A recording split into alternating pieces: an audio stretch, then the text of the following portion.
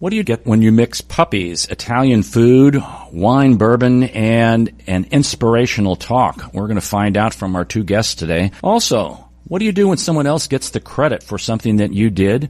In fact, it's an image that was created by you, and it's seen every day on our dime.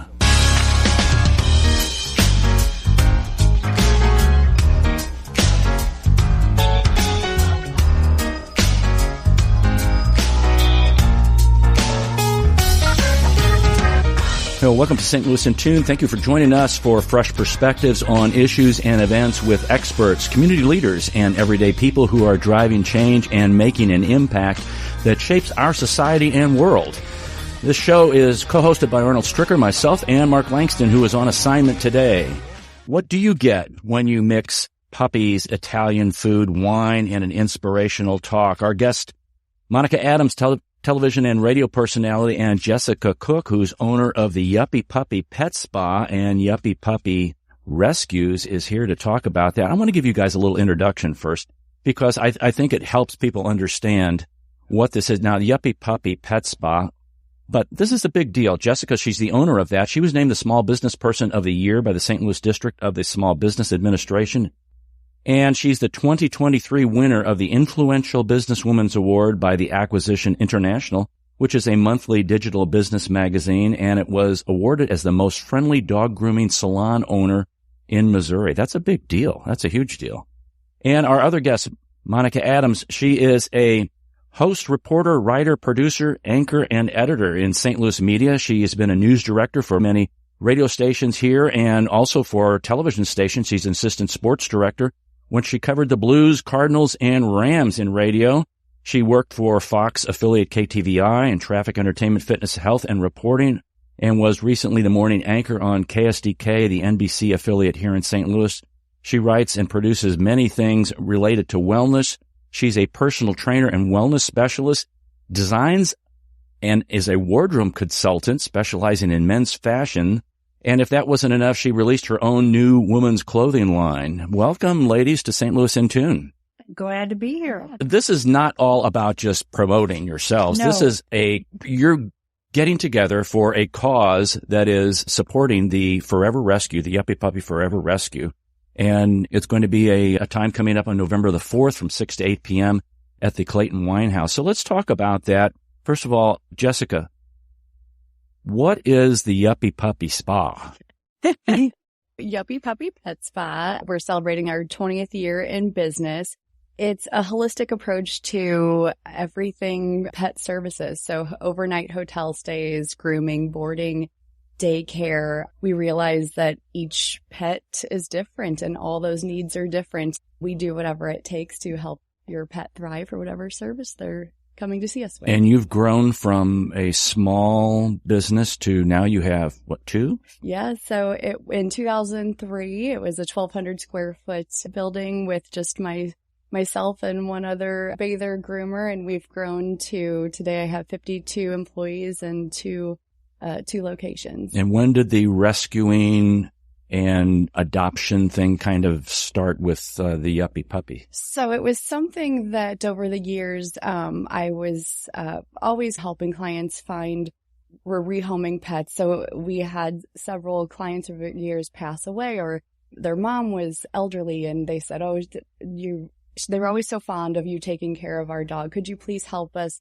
find her maybe another client or somebody else where it would be a best fit? And then in 2019, during COVID, we became a nonprofit and we filled all of our rooms that were vacant because travel was at a cease. And we went to local shelters, emptied them out, and have found them all homes. And so our main focus is finding orphaned animals who were once loved and had deceased or terminally ill owners. Wow. And is it hard to find them?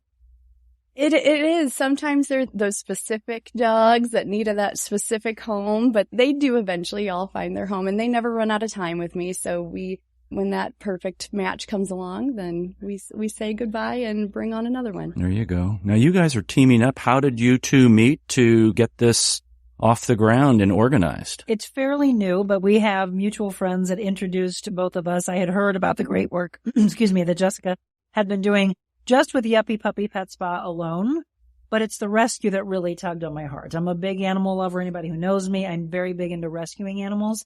And I've done a lot of work in my 30 years of being in the media industry with all the different organizations. I was not familiar with hers. My thing is always giving back, being philanthropic, volunteering in every way I can. And when I heard what she was doing, first of all, if you walk in her facilities, they're stunning. Okay, so what dog wouldn't want to be in Yuppy Puppy and being taken care of from the boarding and the grooming and all that? But I told her if it was just that wouldn't have us teaming together. Right. It's what you're doing. I'm very big on passionate people, and I draw from the energy of somebody else.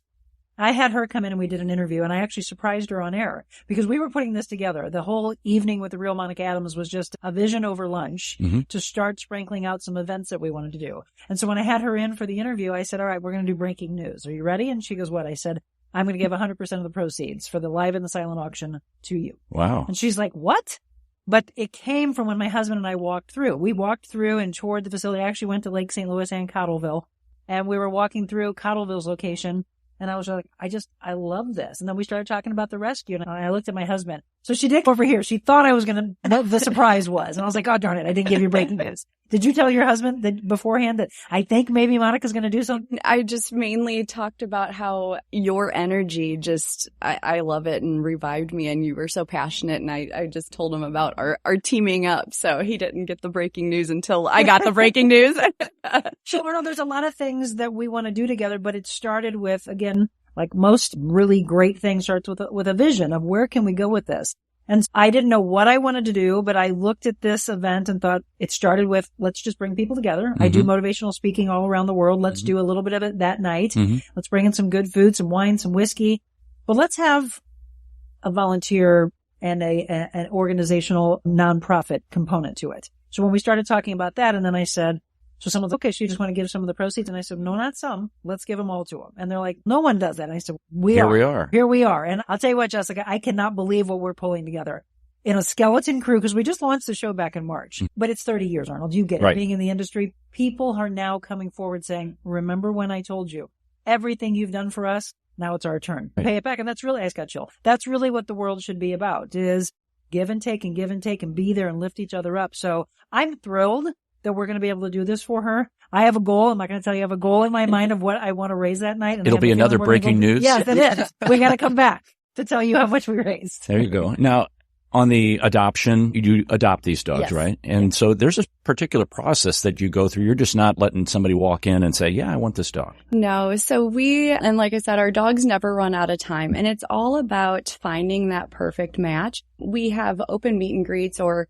we have the application process, and it's really in detail on lifestyle. If you're a homebody and we want to find you that best match. So we bring out several dogs that we know their personality. We involve, if there's kids in the home, they come several times. If there's other dogs in the home, they come several times. So it's not a quick process, because we want it to be the last time they pack their bags. It's truly happily ever after. And there's no rush. So if people want to go through that process and really get to know that dog, it's all about setting them up for success in the transition period. Now, you've got the Yuppy Duppy. Yuppy. I have to say this slowly. The Yuppy Puppy Spa and then the Yuppy Puppy Forever Rescue. Yeah. How much time or percentage of time do you devote to the rescue portion in relation to the whole? So our rescue dogs are treated like our guests. They get weekly spa days. The trainers are training them for those puppies that need the manners and no jumping and not running through the door. Our organization is fully invested, just like our clients. We're staffed 24 hours a day. And as myself, I still groom because I love to groom, and I will always do that, and have my clients that have been with me for 20 years and new dogs. So I split my time between both. I've got a team, obviously, to help me, because it takes a village for the business and the rescue side. How many dogs are we talking about in the rescue side? Currently, we have 52, because we just had a pregnant mama give birth to 6 babies. Oh, surprisingly, wow. when we transferred her, we're like, oh, she's not fat. There's babies in there. And she's doing great. They're 2 weeks old today. Is this the wow. cannibal you heard about? Yes. Oh, wow. Monica, you mentioned the Real Monica Adams show, which started, in March of this year? March 1st, we started at my house with just, like most people do, with just a cell phone and just set up a little thing at the house. And then I was like, no, I miss having guests on, and I don't want to have guests on always through Zoom. Right. And I'm not going to have everybody coming in and out of my house. Right. So we took over a space in Brentwood in the University Club Tower building, and we launched there on June 12th. So Mondays and Tuesdays I'm there.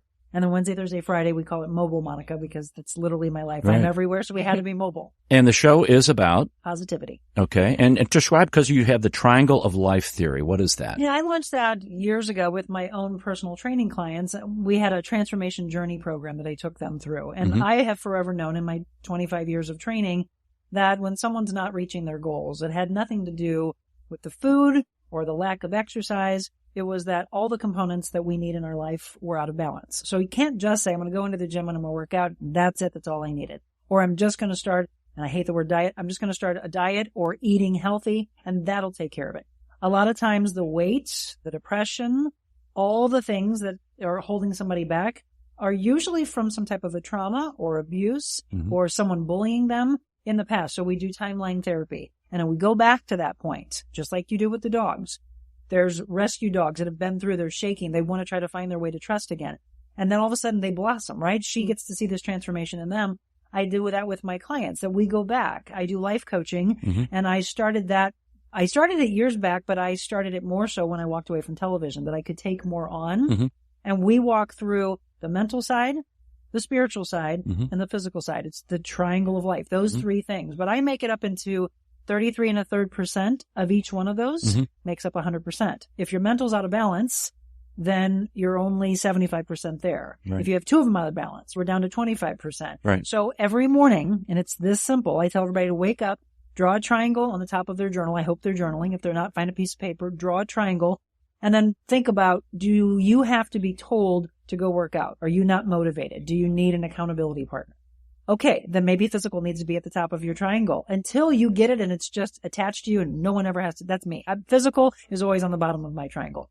I don't have to have that be told to me. I know that's going to get completed in the day. So the bottom of your triangle is the no-brainer. The top of the triangle is what's weighing heavily on you. Is it your spirit is dampened by the world and what's going on? Is it mentally, I'm so frustrated, people are telling me I'm not this, I'm not that, even though I feel like I am. So mental might be on the top. But that triangle will forever change. And it's beautiful to watch in a journal, going back weeks, months, years to that particular date and go, wow, yeah, this is what I was going through. And then to see this beautiful transformation that happens within you. Okay. This is Arnold Stricker with Mark Langston of St. Louis in Tune. We're talking to Monica Adams and Jessica Cook about an activity that's going to take place November the 4th at the Clayton Winehouse from 6 o'clock to 8 p.m.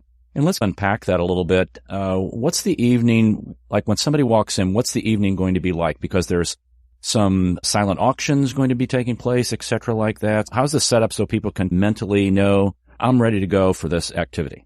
If they've never been, first of all, and I'm very big on supporting local. This is where, especially as we get ready to get into the holidays, this is where I would tell you to go if you're going to buy wine, you're going to buy spirits, you're going to buy beer, you want to make a nice charcuterie platter. They even have pastas and syrups and olive oils there. Beautiful place. So Sean and Chris and Tim are the owners. My brother Craig is a sommelier there. They have beautiful events. They have an incredible event space. If you've ever been to the Sears or the Willis Tower, and you know where you step and you go, I feel like I'm going to fall through, right? That's what they have there. So the top part is all the wines and the spirits, like I said. And then all of a sudden you'll step up and you'll see this glass and you do the same thing. You're like, oh, wait, I'm going to fall through. And you can see down below to the event space, which is stunning. So I chose it because one, I just want to help out Clayton Winehouse. Two, I think it's such a beautiful space. And then we teamed up with Trattoria Marcella. Regularly has gotten one of the top Italian restaurants in St. Louis. Very the good. Comarec family is just amazing. The food we're going to have that night is all from Trattoria Marcella. Okay. Then we're going to have wine tastings, and I highly recommend it. A lot of people, they're like, oh, I buy bottles of wine. It's not what I wanted. That's why you should do tastings. And then find out what you want. Maybe go and say, okay, I've had a few tastings. I'm going to buy a bottle of wine with my friends and family that are there that night. Or bourbon tastings. If someone doesn't drink, they'll make a little mocktail up for you. And then we're going to just visit with like-minded people that are all wanting to make this world a better place. And then we'll get into, I'm going to do about a 10-15 minute motivational speaking, a little introduction to what I do when I do my speaking engagements. Okay. Talk a little bit more about, how we get to that triangle of life and complete it. And then we'll go into a live auction and silent auction. Okay. And then we'll do a big check presentation for her that night because I have somebody tabulating everything for me. And yeah, it's from 6 to 8 p.m. And it's going to be a feel good night. People all go out to dinner, or you wait to the last second to pick what you're going to do for the weekend. I say, go to it now. You go to my website, therealmonicaadams.com. There's a tab that says what's new. Click on that, and that's where the event is. There you go. And just go out with the girlfriends, go out with the guys, or get some couples together with your family. It's going to be a cool night. That sounds great. And you have a couple furry friends there too. Furry friends. Yeah, furry friends. Okay. I said, Jessica, you got to bring some of what we're raising money for. But they're not part of the auction. No, not part of the auction. That's a good thing to say, Arnold, because sometimes people are like, oh, should we auction them up? Not a rescue. No. Now, Monica was mentioning about the triangle of life theory. Now, we have a dog and we also have a cat, but dogs have a way of helping you in situations. They know your emotions if you're tight with them. Mm-hmm. And can you describe some of the things that you've gone through personally with your animals and how they have helped you bridge some situations in life, or help you through some situations in life also? Oh gosh, so many. So dogs, animals, I have horses, goats, donkeys too. I have all the things. Animals truly make you be present and or have a way of clearing out all the busyness, and because they live in the moment. So to write just that moment, if you're stressed, they lower your blood pressure. Just that taking a second to just soak everything in and maybe forgetting something and looking into their eyes. And from the rescue dogs too, the transformations that they do from day one when we get them from whatever situation. They're not all from terrible situations, but it's a new environment. It's just different to them. So sometimes they just need us sitting in there with them, just not making eye contact, just being a presence, having that energy in there with them.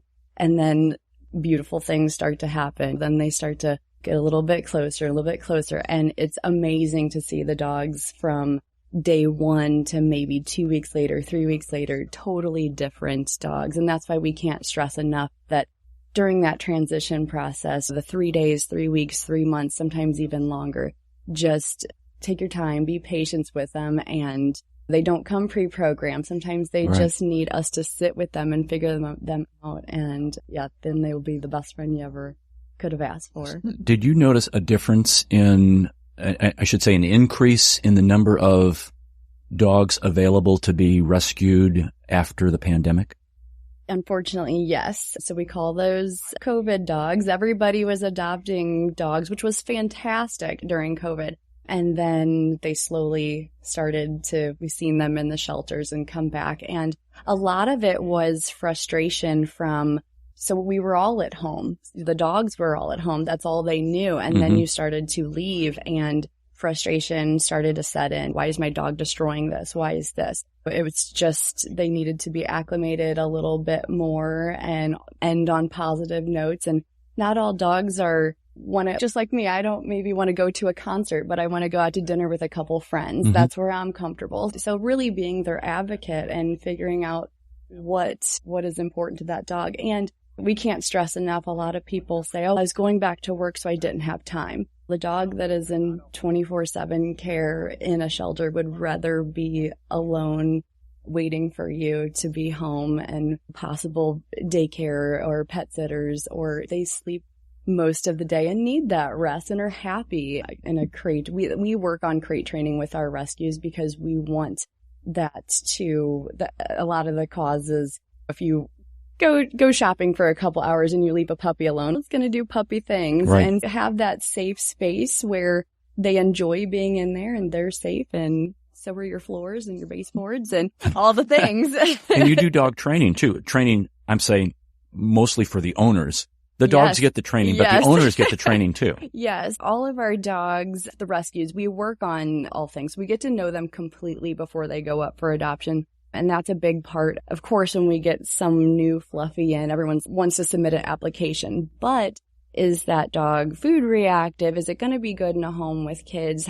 We need to know if it's good with other dogs. So we take a pause and let that dog know when he or she is ready to be adopted, because we want to set the potential adopters up and that dog up for success and know everything about it. Right. And then we offer 50% off training on all of our adopted dogs at Yuppy Puppy, because the owners are going, the potential adopters are going to say, it's doing this now and it's doing this. And we want to be there to talk through.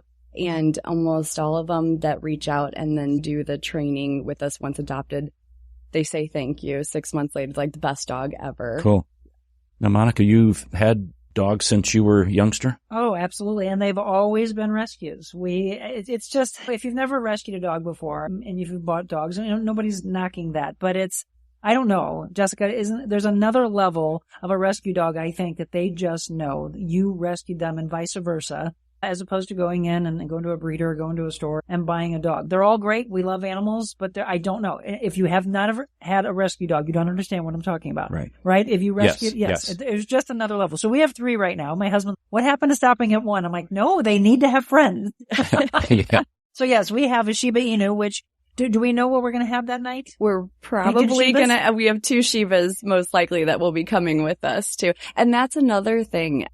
In rescue, there is not a breed I have not come across that eventually needs a home. And we tell people, network with, if you do want something specific, also to look inside yourself and say, why do I want that dog? Is it just because it's cute, or am I prepared for its breed traits and personality and all the things? Right.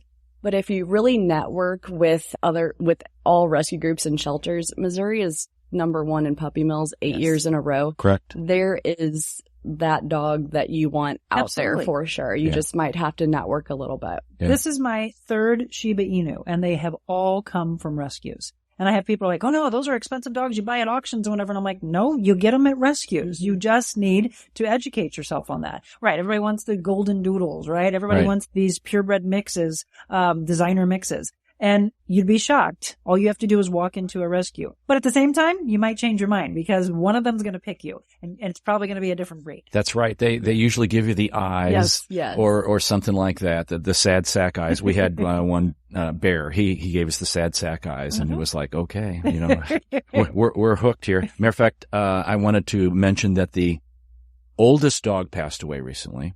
He was 31 years and 165 days old. 31 years? 31 years old. He was the oldest living dog currently and at the time, and then the oldest living dog on record. What kind of dog do you know? Let's see here. I thought I had a 19-year-old. I thought that was...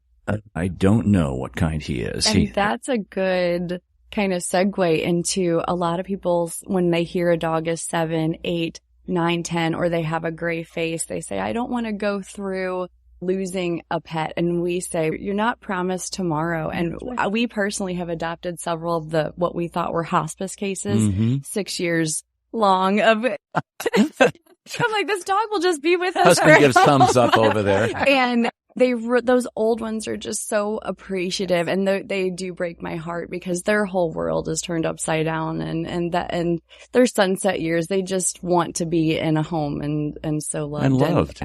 Yeah.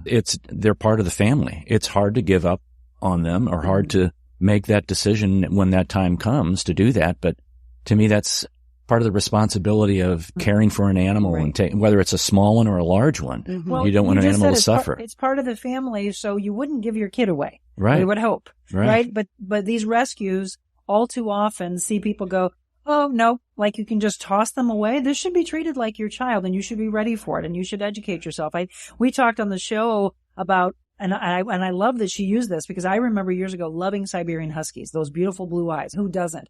But their energy level is through the roof. Oh, yes. You better be ready for that. She's not just going to let somebody come in and say, I want a Siberian Husky. Oh, we've got one right here. Here you go. Walk out the door. No, she's going to say, are you ready for it? You better get out there and exercise that dog. Do you want a dog that has energy 10 times what you probably have? Otherwise, maybe it's not the right fit for you. And do you live in a place that has a yard or a park nearby, other than living in the city where there's nothing around? Where are you going to go to exercise the dog except around the block? Yep. Okay, 30-second commercial on what's happening on November 4th.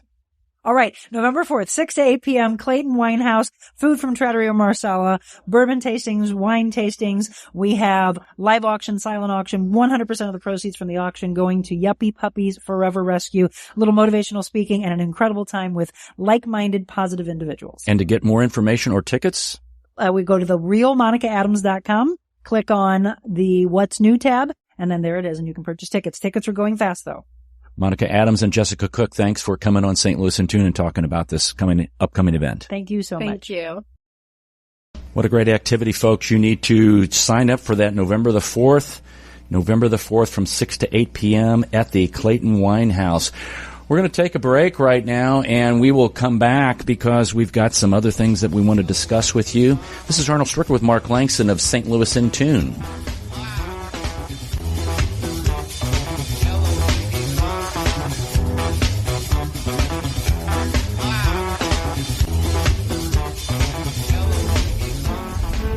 This is Arnold Stricker of St. Louis in Tune on behalf of the Dred Scott Heritage Foundation. In 1857, the Dred Scott decision was a major legal event and catalyst that contributed to the Civil War. The decision declared that Dred Scott could not be free because he was not a citizen. The 14th Amendment, also called the Dred Scott Amendment, granted citizenship to all born or naturalized here in our country and was intended to overturn the U.S. Supreme Court decision on July 9, 1868. The Dred Scott Heritage Foundation is requesting a commemorative stamp to be issued from the U.S. Postal Service to recognize and remember the heritage of this amendment by issuing a stamp with the likeness of the man Dred Scott.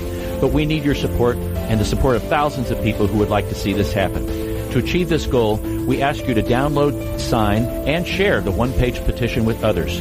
To find the petition, please go to dredscottlives.org and click on the Dred Scott Petition Drive on the right side of the page. On behalf of the Dred Scott Heritage Foundation, this has been Arnold Stricker of St. Louis in Tune. Thanks for listening to St. Louis in Tune. On each and every show, we strive to bring you informative, useful, and reflective stories and interviews about current and historic issues and events that involve people, places, and things. Hey, we cover a wide range of content in the arts, crime, education, employment, faith, finance, food, health, history, housing, and humor, justice, and sports, and that's just to name a few. While St. Louis in Tune originates from the Gateway City and covers local topics, we connect to what is going on nationally as well. If you missed any of our previously aired programs of St. Louis in Tune, simply visit stlintune.com. That's stlintune.com. There, you'll find every show from our first to our most current. Use the search engine and look for a show that might interest you. And if you have an area that you'd like us to examine deeper, let us know. Just drop us a line at stlintune@gmail.com. That's stlintune@gmail.com. St. Louis in Tune, heard Monday through Friday on the usradionetwork.com. and many great stations around the U.S. and, of course, right here in St. Louis. Our website, again, is stlintune.com. stlintune.com.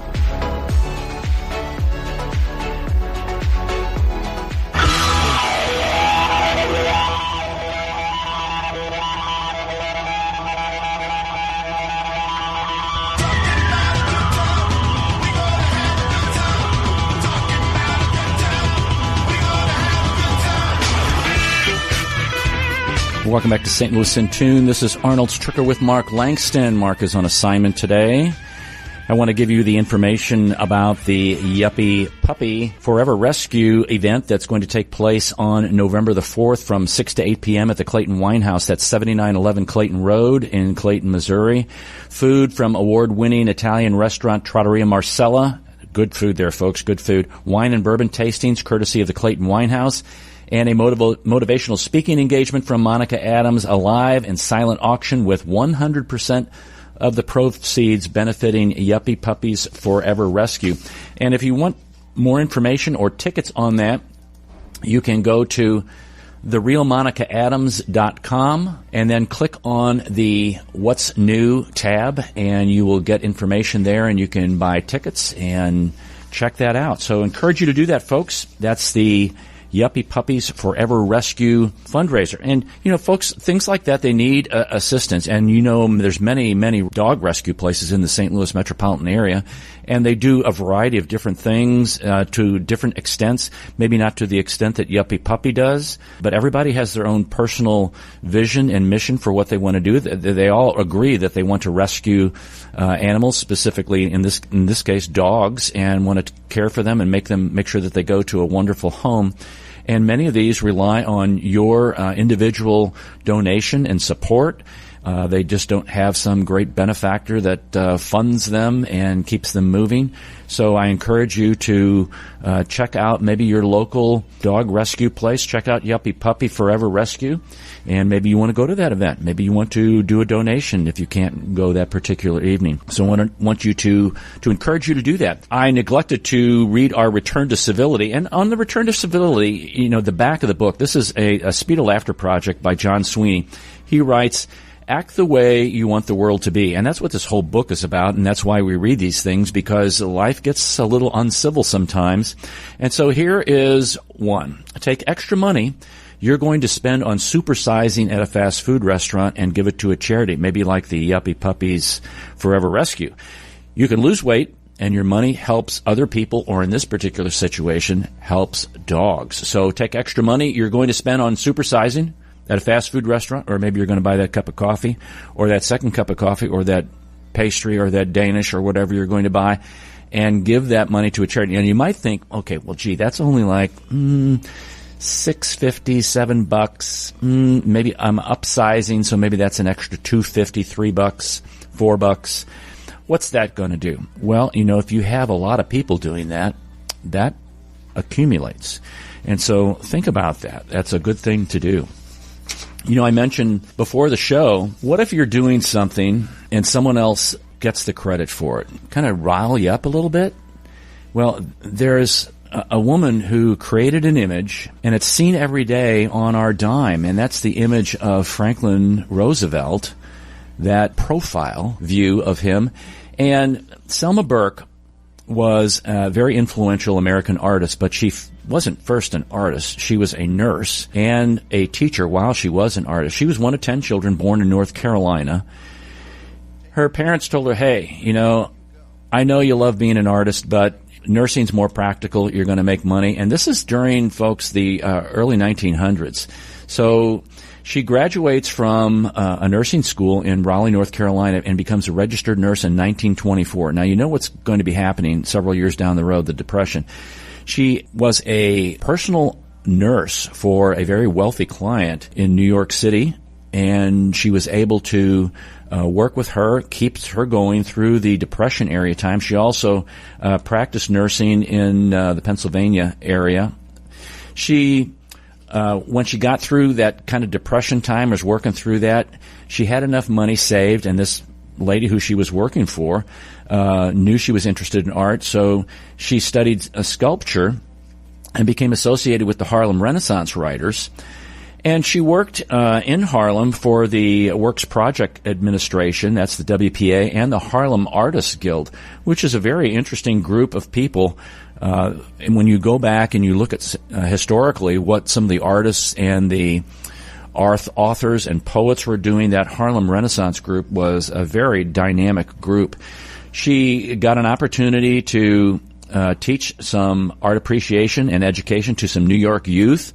She traveled across Europe then and studied and honed her skills in Paris and Vienna. Matter of fact, she met Matisse, who praised some of the work that she was doing. She came back to the States in 1940 and opened up her own school of sculpture in New York City, and later that year graduated with a Master's of Fine Arts from Columbia University. Now, I say all this because of what's going to be occurring here in the next few years. When the war broke out, she became one of the first African-American women to enlist in World War II. She drove a truck at the Brooklyn Navy Yard, and she saw this national art competition and entered it, and the competition was to paint a portrait of FDR, and she won the competition. And the relief that she did of his portrait is probably one of the most famous works, and it was the model for the profile of the president on the dime. Now, what's unfortunate about this is she doesn't get the credit for that, because if you look on the dime, there's the initials JS, which doesn't make sense. It's not Selma Burke. And that is the former U.S. Mint's chief engraver, John Sinnock. And he took the credit for the design. And many people say, oh, well, he did do some designs on two medals that were used as his example. And they were done, I believe, one was done in 1935 and the other one was done in 1941. So this precedes her 1943 bas-relief of FDR. But I looked at those, and they're kind of in a reverse, but they don't look anything like the dime does. So if you look at her bas-relief of FDR that was done, which, matter of fact, it's hanging in the Recorder of Deeds building in Washington, D.C. currently.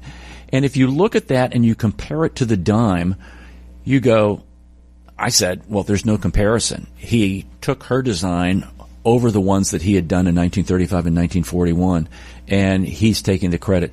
There was an individual, Booker T. Jones, who had an opportunity to interview Selma, and I want to play a little audio recording to kind of set this up. She's talking about right after she won the particular competition and was trying to get to Washington, D.C. She wrote the president. She's comparing this to the Houdin sculpture of George Washington, and he came from Europe to do that of Washington. So she's making some comparisons with Houdin's journey to take the sculpture of Washington versus her traveling to D.C. to do a 45-minute sitting to draw a sketch of his profile. So this is Booker T. Jones' interview with Selma Burke on that particular situation. I wrote Fred in a letter.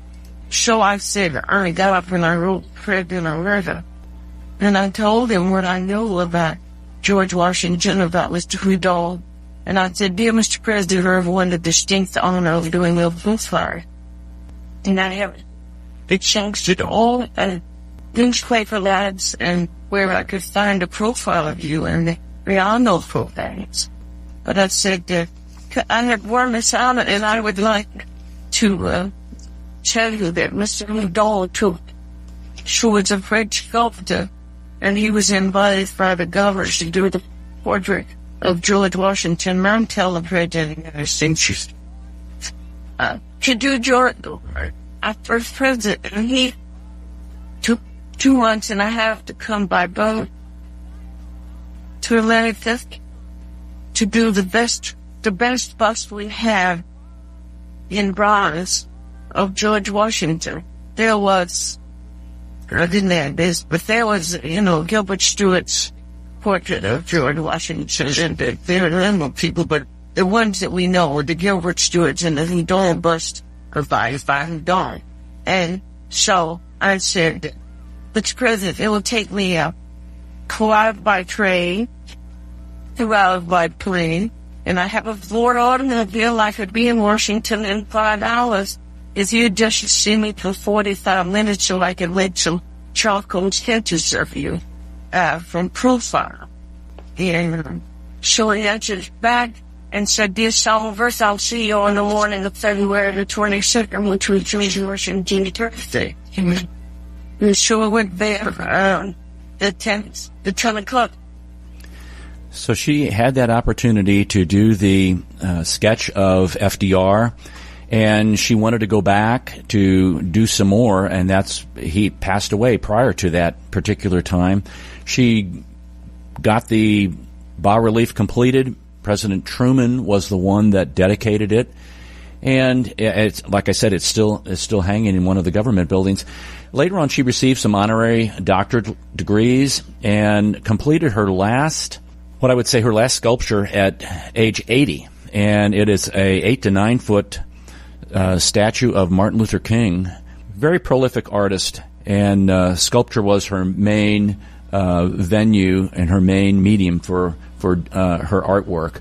So someone who has endured, and her family and legacy has endured, not being recognized for the work that we see every single day when we get coins out of our pocket and we grab a dime and we see FDR's likeness on there. It is really the likeness, in my humble opinion, of Dr. Selma Hortense Burke, who was an American sculptor, member of the Harlem Renaissance movement, and she made some magnificent inroads as a black woman in an era where women, especially those of color, didn't have many opportunities at all. We haven't had an opportunity to do some humor, so I thought we would get back to that. Several shows we haven't done humor, and let's try a little bit here.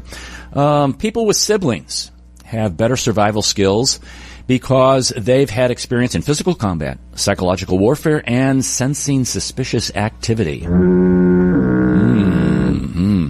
Hey, folks, if you're working out a lot, don't forget to drink water and get some sun. You're basically a houseplant with more complicated emotions. I know many of you out there like eggs, some hard-boiled, soft-boiled, some fried, some scrambled. Many people like eggs on hamburgers. They like eggs on maybe salads.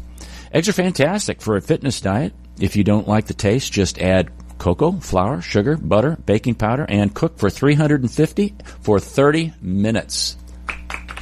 Yeah. Here's a fun fact. Women spend more time wondering what men are thinking than men spend actually thinking.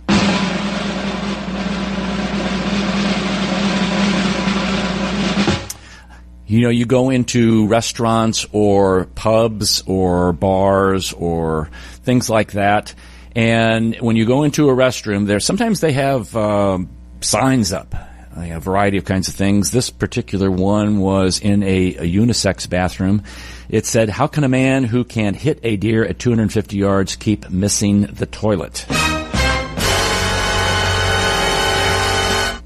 We all have that one friend that we can't put on speakerphone because we don't know what's going to come out of their mouth. Goodness gracious. And it doesn't matter how old you are, buying snacks for a road trip should always look like an unsupervised 9-year-old was given $100.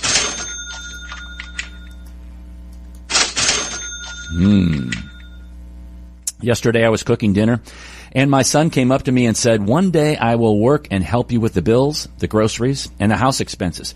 My goodness, my eyes started to tear up. My baby will be 32 next month.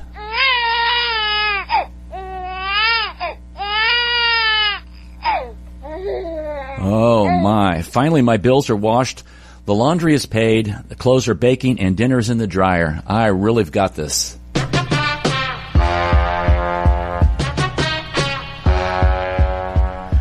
I just want a covered porch so I can sit outside in thunderstorms like an old lady with my coffee and mumble, "We needed this." Okay, and last but not least, we have to stop saying, "How stupid can you be?" Too many people are taking it as a challenge. Well, that's all for this hour, and thank you for listening. If you've enjoyed this episode, you can listen to additional shows at stlintune.com. Consider leaving a review on your preferred podcast platform. Your feedback helps us reach more listeners and continue to grow. Thanks to Bob Berthasell for our theme music and co-host Mark Langston. And we thank you for being a part of our community of curious minds. St. Louis in Tune is a production of Motif Media Group and the U.S. Radio Network. Remember to keep seeking, keep learning, walk worthy, and let your light shine. For St. Louis in Tune, I'm Arnold Stricker.